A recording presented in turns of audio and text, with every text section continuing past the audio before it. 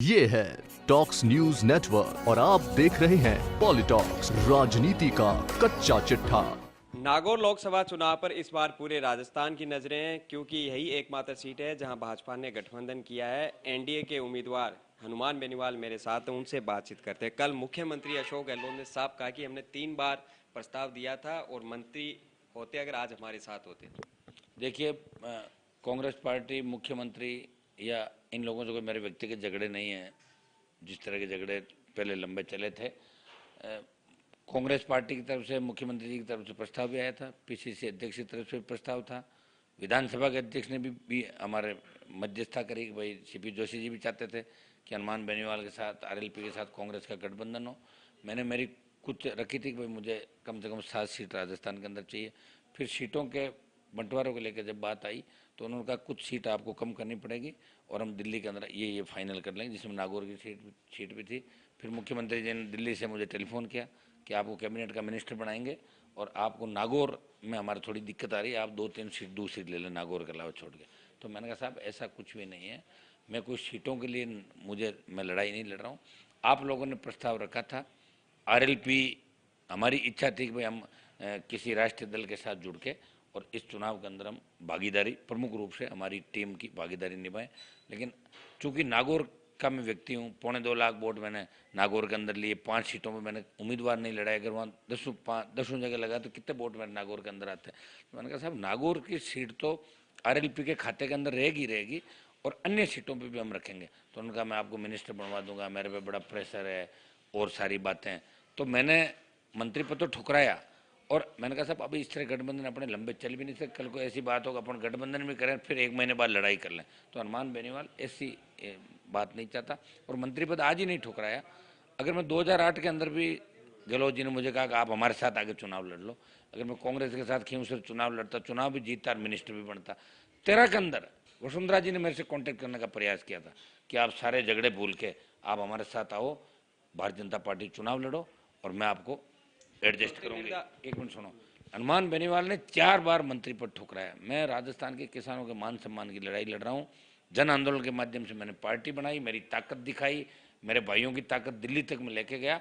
इस तरह मैं इस ताकत को मिटने नहीं दूंगा। मंत्री पद मेरे लिए अहमियत नहीं रखता और नागौर से चुनाव में सिर्फ इसलिए लड़ रहा हूँ कि दिल्ली में नागौर की शान बढ़े, मजबूती से पैरवी और राजस्थान को विशेष राज्य देने के लिए, दर्जा देने के लिए राजस्थान की मजबूती से पैरवी लोकसभा में करे। क्योंकि ज्योति मिर्धा 5 साल एमपी थी लेकिन एक सवाल भी लोकसभा के अंदर नहीं उठाया। कमजोर पैरवी जिले की हुई, जिसकी वजह जिला विकास के अंदर पीछे रह गया। इसलिए हमें मजबूत सांसद की यहाँ से आवश्यकता, जो लड़ाई लड़ सके।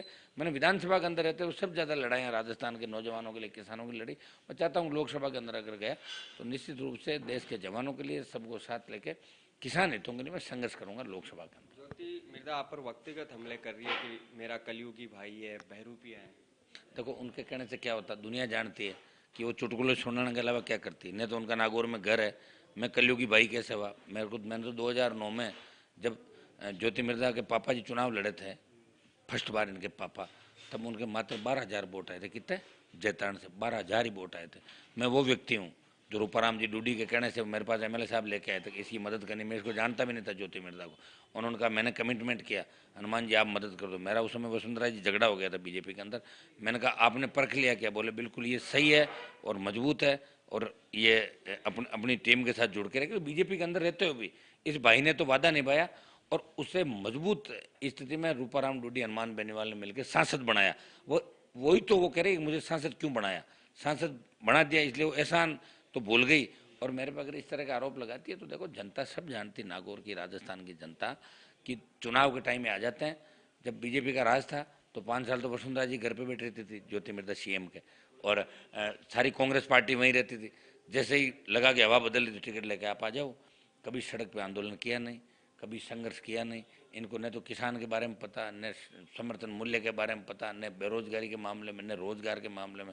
ये कौन सी स्टूडेंट लीडर थी, कौन सी, ये सिर्फ दादाजी के नाम की बात करती। वो जमाने चले गए साहब, वो जमाने दूसरे थे। अब तो पूरा अत्याधुनिक युग है। अब तो मिस कॉल पे नेता चाहते हैं लोग। मिस कॉल किया हमारा लीडर आ गया, ऐसे लीडर चाहते हैं। तो ये कहाँ टिकेगी?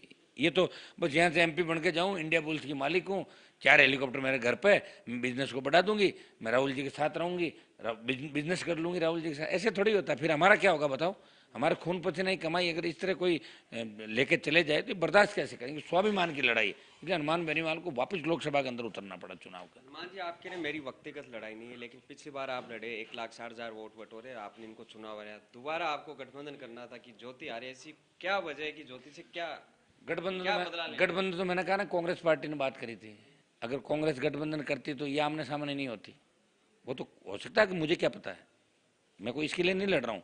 मेरी तो अब लड़ के मैंने तो 3 विधायक तो मेरे साथ खड़े हो गए। अब मैं ऐसा नहीं हूँ मैं खुद के लिए लड़ रहा हूँ। 2 महीने तो मैंने जिताए हैं, 57 जगह वोट दिलाए। ज्योति मिर्जा तो खाली नागौर में कांग्रेस के टिकट पर ही लड़ रही है। अगर निर्दलीय लड़ ले तो 5,000 से ज़्यादा वोट ले ले तो मैं राजनीति छोड़ दूँ। निर्दलीय लड़के दिखाते ताकत का पता लग जाए। हनुमान बेनीवाल तो 0 से शुरुआत करके 0 से यहाँ तक पहुँचा है। और अभी बर्बाद सीएम ने कल कहा था कि मंत्री पद को ठोकर मारी। तो वो योद्धा हूँ मैं, इस किसान कौम का वो बेटा हूँ जिसके सामने मंत्री पद मायने नहीं रखता। मैं जिद्दी हूँ, मैंने जिद की कि मैं नागौर का डेवलपमेंट करूँगा। इसलिए मैं जब कांग्रेस से बात नहीं बनी तो बीजेपी के लोगों ने कहा कि भाई आप हमारे साथ जुड़ो और आपके पास ताकत है, 4 स्टेट के अंदर आपका फायदा मिल सकता है। तो हमने भी कहा भाई राष्ट्र हित के अंदर भारतीय जनता पार्टी से गठबंधन करें। हम दिल्ली जाएंगे, स्टेट के अंदर हमारी पार्टी बरकरार है, हमने विलय नहीं किया, गठबंधन किया है। और मेरा ज्योति मिर्जा से फिर आपको कह रहा हूँ कोई झगड़ा नहीं। अगर अब कांग्रेस इनकी जगह कोई दूसरा उम्मीदवार होता तो भी मैं तो लड़ता इलेक्शन। ये थोड़ी मैं इलेक्शन नहीं लड़ता, मुझे लड़ना था चुनाव, इस जिले के लिए लड़ना था, राजस्थान के लिए लड़ना था। मुझे लोगों को न्याय दिलाना, संसद के अंदर बढ़िया प्रदर्शन इस जिले के आम आवाम के लिए, जनता के लिए काम करना। ज्योति से मेरा कोई झगड़ा नहीं। और मैंने तो एक बार भाई का धर्म निभा दिया। और मायरा भी लोग एक बार ही बढ़ते हैं हमारे समाज के अंदर। वो मायरा 9 के अंदर हम सब ने मिल के, मैं भी उनका भाई हूँ, सारे जिले के भाइयों ने मिल के भर दिया मायरा। अब पिछली बार लोगों ने 3.5 लाख वोट दिए। पिछली बार मैं चुनाव लड़ा था क्योंकि मैं चूंकि निर्दलीय जीता था तो मेरे सामने विकल्प नहीं था, या तो मैं कांग्रेस के साथ जुड़ता या बीजेपी के साथ जुड़ता। मेरा दोनों से एडजस्टमेंट उस समय नहीं बैठ रहा था, इसलिए मुझे लड़ना पड़ा।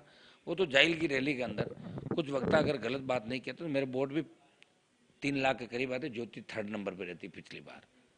लेकिन अब सारी बातें मन से। आपके साथी रूपराम डूडी के बेटे की पुरानी अदावत है, खुलकर कहा था ज्योति के अलावा किसी को टिकट दे दो कांग्रेस के लिए, लेकिन अब उनका भी राजीनामा हो गया है। देखिए मेरे को इस बारे में ज़्यादा जानकारी नहीं, वो हम कांग्रेस के अंदर अंदरूनी क्या चल रहा है, मेरी कांग्रेस के किसी नेता से बात नहीं हो रही। लेकिन ये मैंने सुना है कि कांग्रेस पार्टी के ज़्यादातर 80% नेता ज्योति मिर्जा के पक्ष में नहीं थे कि इसको टिकट नहीं दिया जाए, क्योंकि यहाँ रहती नहीं है ना। तो सब चाहते थे भाई यहाँ लोकल किसी को भी दे दो जिसको हम MP से बात कर लें। इनका तो बजट, जब ये MP थी ना तो बजट खर्च करना भूल गई थी। जब किसी ने बोले क्या बात, वो याद ही नहीं रहा मुझे। अब आप बताओ ऐसे व्यक्ति जीत के जाके क्या करेंगे वहाँ पर। ये थे हनुमान बेनीवाल। उन्होंने कहा 70 साल मिर्धाओं ने नागौर का नेतृत्व किया, लेकिन अब वो नागौर के हक के लिए, नागौर के युवाओं की समस्याओं के समाधान के लिए यह गठबंधन किया है। कैमरा पर्सन विनय यादव के साथ दिनेश डांगी, पॉलिटॉक्स न्यूज, नागौर। ये है टॉक्स न्यूज नेटवर्क और आप देख रहे हैं पॉलिटॉक्स, राजनीति का कच्चा चिट्ठा।